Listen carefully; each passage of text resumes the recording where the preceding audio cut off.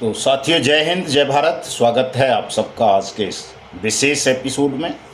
तो जैसा कि मैं आपसे हमेशा कहता हूं कि मेरे इस वीडियो संदेश को ज़्यादा से ज़्यादा शेयर करें, लाइक करें, कमेंट करें, और जिन साथियों ने अभी तक हमारे YouTube चैनल्स को सब्सक्राइब नहीं किया है वो इन्हें सब्सक्राइब ज़रूर कर लें।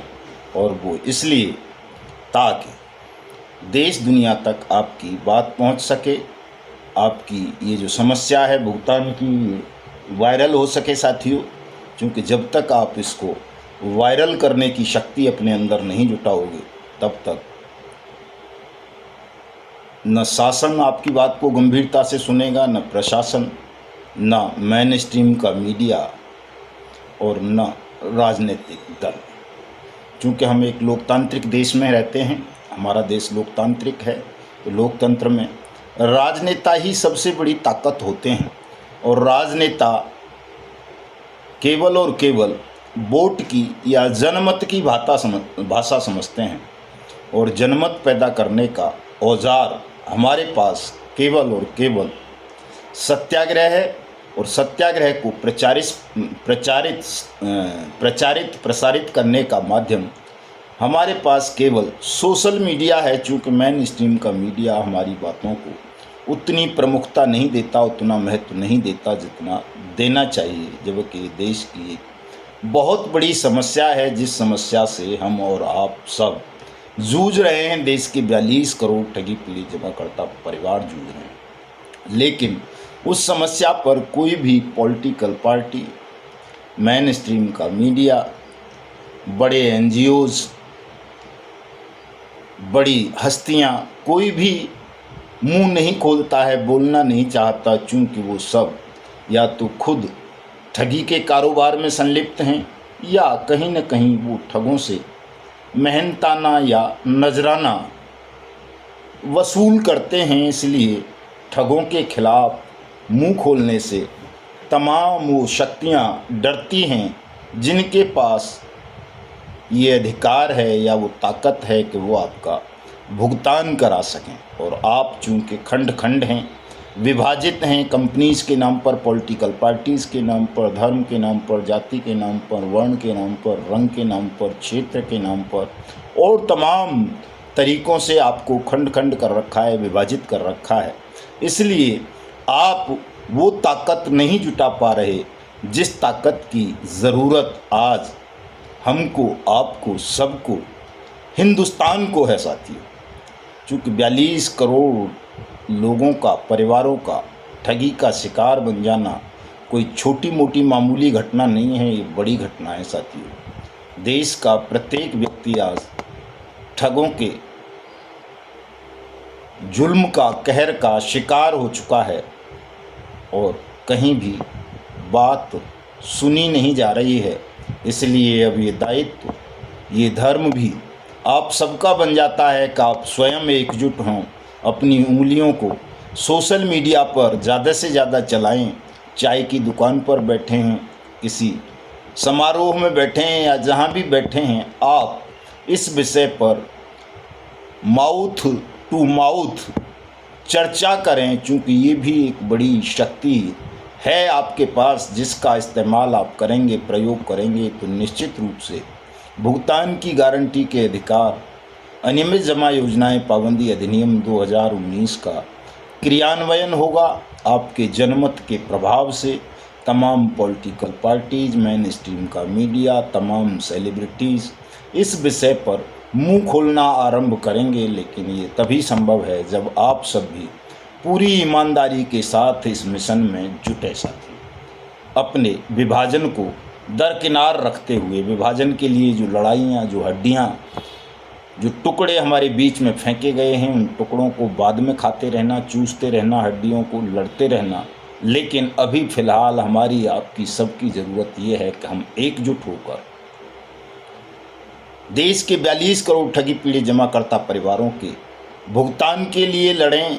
और भुगतान भी उस कानून के माध्यम से जो हमारी पार्लियामेंट ने, सरकार ने सर्वसम्मति से बनाकर भुगतान की गारंटी का अधिकार प्रदान करते हुए ये कहा है कि सरकार आपका डूबा हुआ पैसा 2 से 3 गुना 180 दिन में वापस करेगी। ये किताब उसी कानून की है दोस्तों। इस पुस्तक में सरकार ने ही, संसद ने ही ये लिखा है कि आपका पैसा सरकार वापस करेंगी, आपकी जमा राशि का 2 से 3 गुना करेंगी और 180 दिन में करेंगी, लेकिन आपसे आवेदन लेकर के करेंगी। तो आप सबसे पहले तो इस कानून के अनुसार अपना अपना आवेदन अपने नज़दीकी सक्षम और सहायक सक्षम अधिकारी के यहाँ कीजिए, ताकि आपके आंकड़े सरकार तक पहुँचें और सरकार को पता चल सके कि ये सच में 42 करोड़ नहीं, उससे भी कई करोड़ ज़्यादा हैं। और अगर ये सब एकजुट हो गए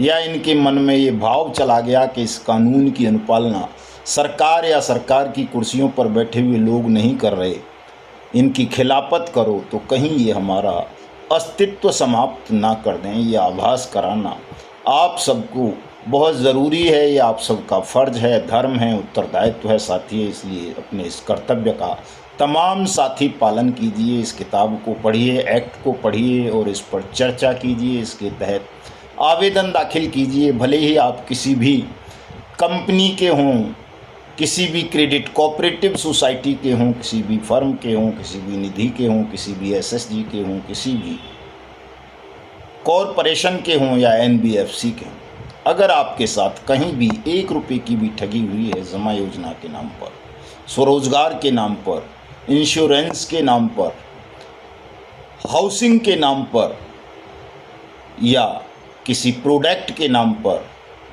या किसी क्रिप्टो करेंसी बिटकॉइन वगैरह के नाम पर या किसी राशि के 2 गुना 3 गुना करने के नाम पर, बोनस के नाम पर, रिटर्न के नाम पर, तो आप इस कानून के दायरे में आते हैं। चाहे आपकी कंपनी 1978 में बंद हुई थी या 2019 में बंद हुई थी, आप सब इस कानून के दायरे में आ जाते हैं। लेकिन साथियों, चूँकि आप एकजुट नहीं हैं, आप जागरूक नहीं हैं, इसलिए सरकार आपकी बात को तवज्जो नहीं दे रही। सरकार तो छोड़िए, कई अधिकारी भी इस कानून को मानने को तैयार नहीं होते। वो तरह तरह के लकूने लगा देते हैं कि इसमें पीएसीएल कवर्ड नहीं होती, इसमें सहारा कवर्ड नहीं होती, इसमें रोज वैली कवर्ड नहीं होती, इसमें समृद्धा कवर्ड नहीं होती, कि इसमें केबीसीएल कवर्ड नहीं होती, कि इसमें फलानी कवर्ड नहीं होती, कि इसमें दिमागी कवर्ड नहीं होती। जबकि सच्चाई ये है कि आप एकजुट हो जाएं तो इसमें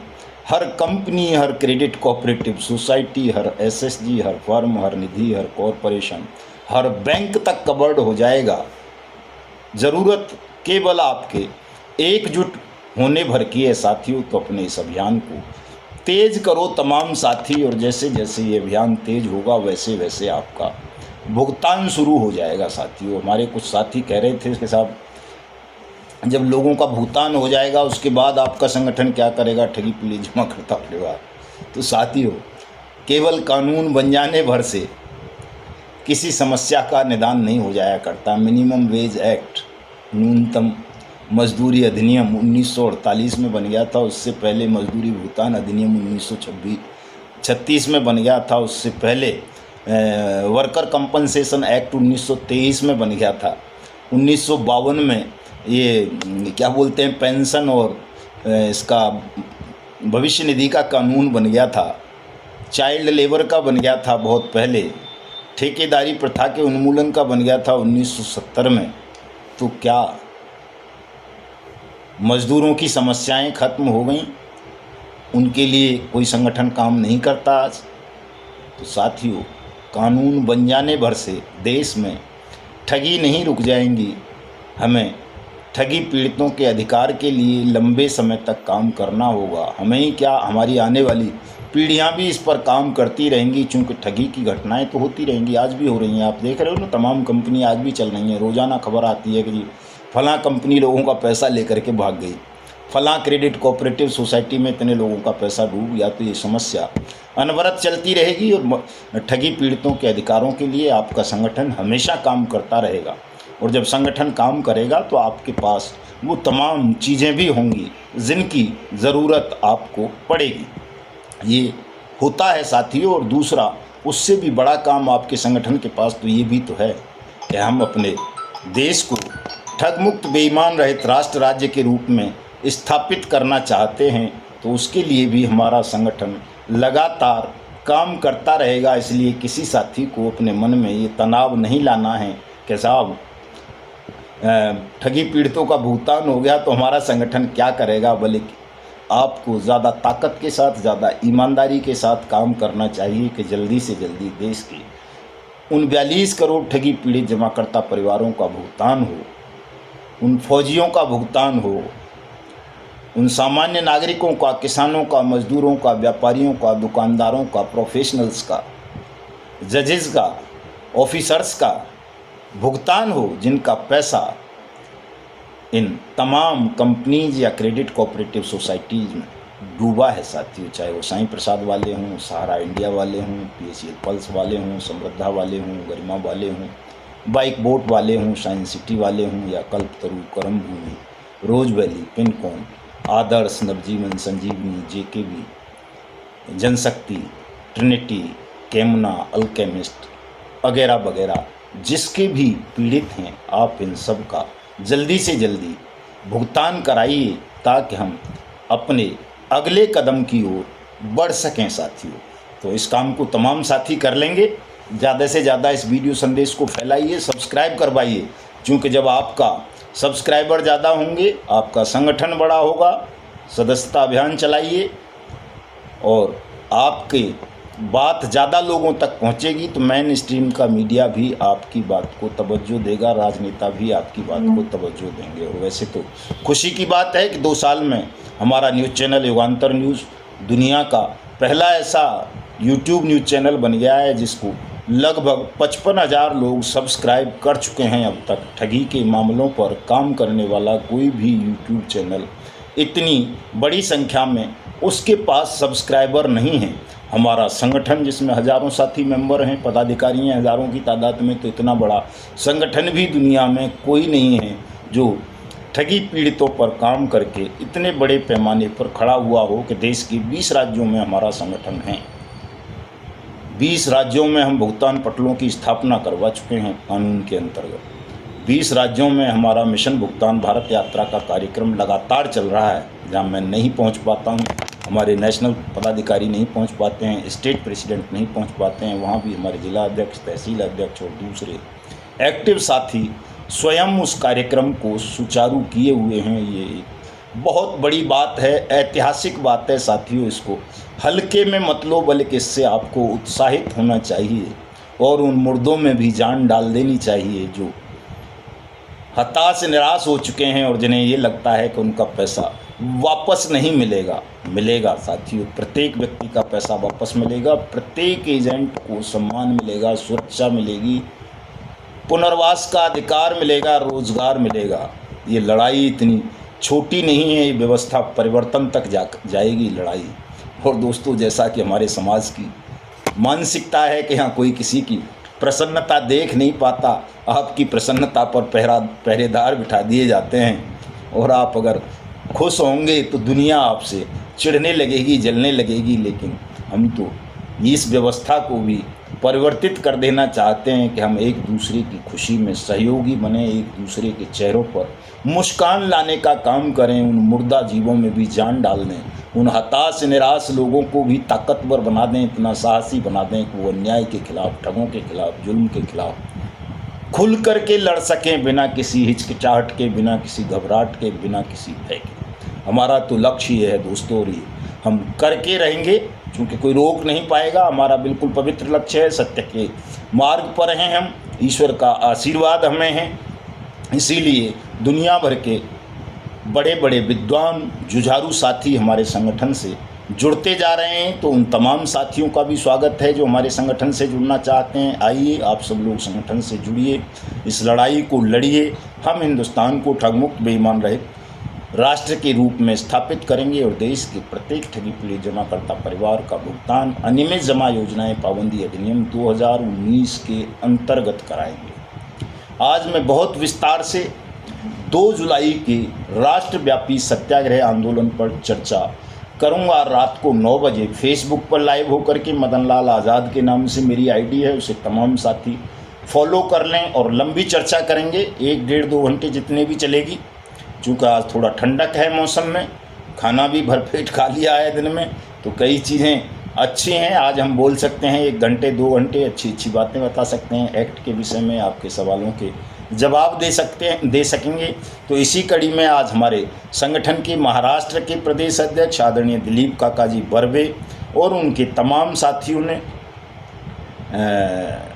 जलगांव जिला अधिकारी को ज्ञापन दिया है और उसमें बहुत सारे साथियों ने भाग लिया है। जैसा कि आप सबको पता है, महाराष्ट्र में भी बर्ड्स एक्ट की अनुपालना सुनिश्चित हो सकी है। हर जिले में एसपी साहब को इसमें भुगतान अधिकारी बना दिया गया है। आप वहां अपने भुगतान के आवेदन प्रस्तुत करके अपना भुगतान प्राप्त कर सकते हैं। दूसरा, हमारे मुजफ्फरनगर में हमारे तमाम साथियों ने ज़बरदस्त कार्यक्रम किया है ज्ञापन समारोह का, जिसमें हमारे विशेष सहयोगी भारतीय किसान मजदूर यूनियन के राष्ट्रीय अध्यक्ष ठाकुर ओमवीर सिंह एडवोकेट साहब, जो हमारे संगठन तपजब के राष्ट्रीय महासचिव भी हैं, उन्होंने भी शिरकत की। उन्हीं के नेतृत्व में ये कार्यक्रम हुआ मुजफ्फरनगर में। तमाम साथियों को बहुत बहुत बधाई। और एक अजीबोगरीब घटना भी उन्होंने बताई अखबारों के माध्यम से कि कोई चौकी इंचार्ज था, किसी निवेशक ने एक एजेंट साथी के खिलाफ वहाँ रिपोर्ट लिखवा दी होगी, तो उसने निवेशक को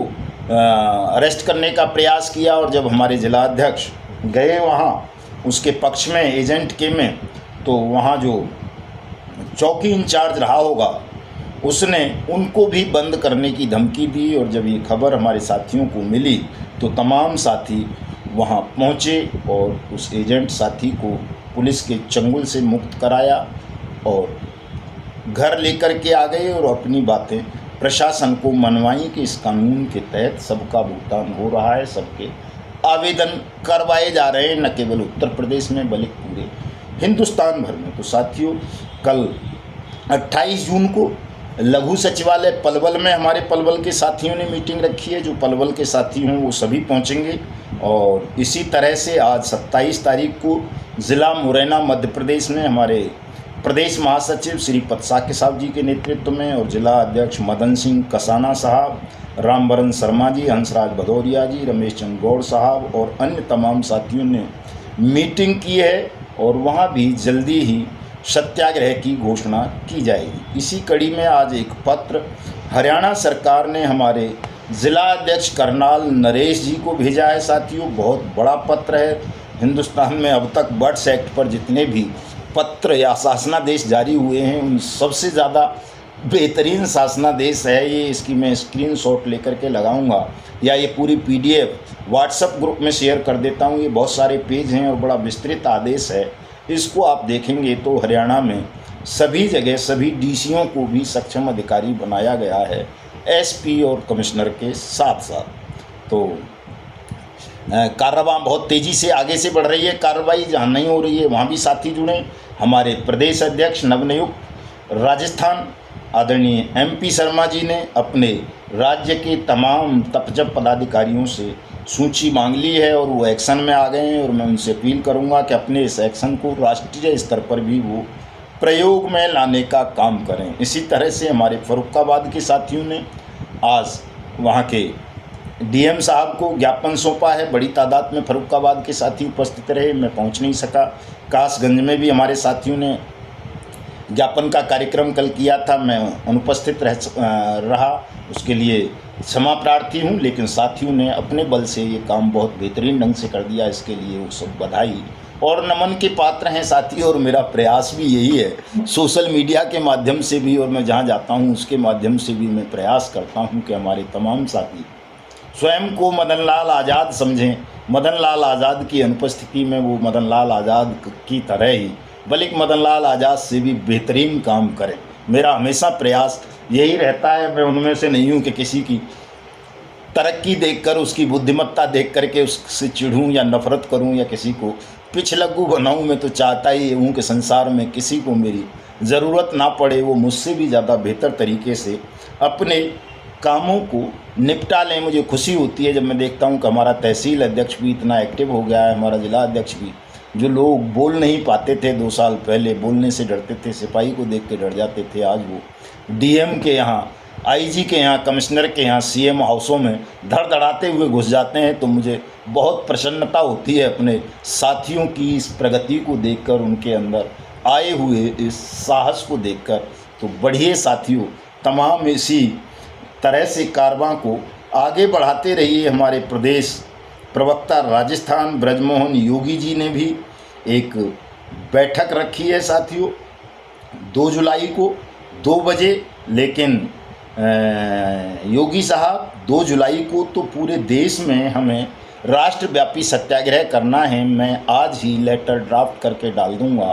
पूरे देश के हमारे जितने भी जिला अध्यक्ष हैं, तहसील अध्यक्ष हैं, प्रदेश अध्यक्ष हैं, मंडल अध्यक्ष हैं और पदाधिकारी हैं, वो सब अपने अपने क्षेत्रों में 2 जुलाई को ज्ञापन देंगे। और वो ज्ञापन क्या है, वो चेतावनी पत्र होगा भारत सरकार को, राज्यों की सरकार को, जिला प्रशासन को, जिला पुलिस को, कि यदि उन्होंने 31 जुलाई से पूर्व देश के प्रत्येक उस व्यक्ति का भुगतान नहीं किया जिसने अनियमित जमा योजनाएं पाबंदी अधिनियम 2019 बर्ड्स एक्ट के अंतर्गत भुगतान का दावा प्रस्तुत किया है, तो हम शासकों को शासन चलाना दूभर कर देंगे और हमारा अनिश्चितकालीन सत्याग्रह आंदोलन राष्ट्रव्यापी स्तर पर 31 जुलाई से ही शासन के विरुद्ध आरंभ हो जाएगा। और ये तब तक खत्म नहीं होगा जब तक हम देश के प्रत्येक ठगी पीड़ित का भुगतान नहीं करा देंगे, देश के प्रत्येक ठग को जेल के सींखों के पीछे